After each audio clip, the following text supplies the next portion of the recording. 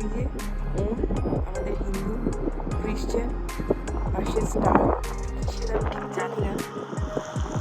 ওই ডুমের ভেতরেই আমি সবকটা দেখলাম। আপাতত ওটাই রেডি, আর এটা দেখতেই পাচ্ছেন আন্ডার কনস্ট্রাকশন। খুব ভাল লাগলো দেখে এরকম একটা কনসেপ্ট।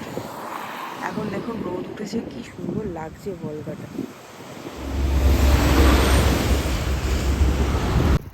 সো গাইস, এসে গেছি ক্রেমলিনে, কাজান ক্রেমলিন।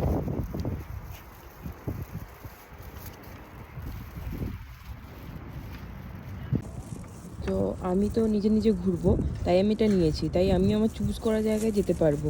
তো এমনি সব কিছু ফ্রি এখানে, কিন্তু যদি গ্রুপের সাথে এক্সকারশন করতাম তাহলে আমাকে টাকা দিতে হতো, কিন্তু স্টুডেন্টের সেটা ছাড় আছে। কিন্তু নিজে ঘোরাতে স্বাধীনতা, তাই না? তাই জন্য আমি নিজেই ঘুরছি। তো আমি 1 নম্বরে আছি, এই যে 1 নম্বর 2 ঢুকলাম, তারপরে বাকিগুলো দেখবো। বললো মিউজিয়ামগুলো ঢুকতে গেলে টিকিট লাগবে, এবং মিউজিয়ামের টিকিট আমি পেয়ে যাব মিউজিয়ামের মানে টিকিট কাউন্টারে। আর মস্ক যেটা আছে কুল শরীফ, যেটা সব থেকে ফেমাস এখানে, সেটা কিন্তু লাগবে না কোনো টিকিট, এমনিই ঢুকতে পারবো। তো খুব ভালো লাগলো, এই যে ঢুকলাম। এবারে আমি দেখা শুরু করব। আর ওয়েদারটা খুব ভালো আছে, রোদ উঠেছে, ফলে আমার তো মনে দারুণ দারুণ ছবি আসবে। Let's see. ক্রেমলিন যাওয়ার পথে আমার আবার পড়লো, বাউমান স্ট্রিটটা পড়লো কালকের। তো সেই জন্য এলাম, কিছু তাতারস্কি আর কি সুইটস কিনলাম কাজানের। এই যে সেই বেল টাওয়ার, কালকে যেটা গেছিলাম। আজ রোদ পড়েছে, খুব সুন্দর লাগছে। আর এইখান থেকে আমি লাঞ্চ করে নিলাম, ন্যাশনাল ফুড দেখতেই পাচ্ছেন তাতারস্তানে। খুব ভালো লাগলো খেয়ে, খুব একটা ডিফার করে না রাশিয়ান ফুডের সাথে, কিন্তু ভালো ছিল, ভালো লেগেছে। যাই এবার ক্রেমলিন দেখবো। একদমই রিজনেবল প্রাইস, চলে এসেছি ট্র্যাডিশনাল তাতারস্কি খাবার খেতে। এটা মান্তি, চিজ অ্যান্ড চিকেন, অ্যান্ড এখানে পটেটো দিয়ে ওটা পরোটা টাইপ, আর এটা চিকেন নাগেটস টাইপ।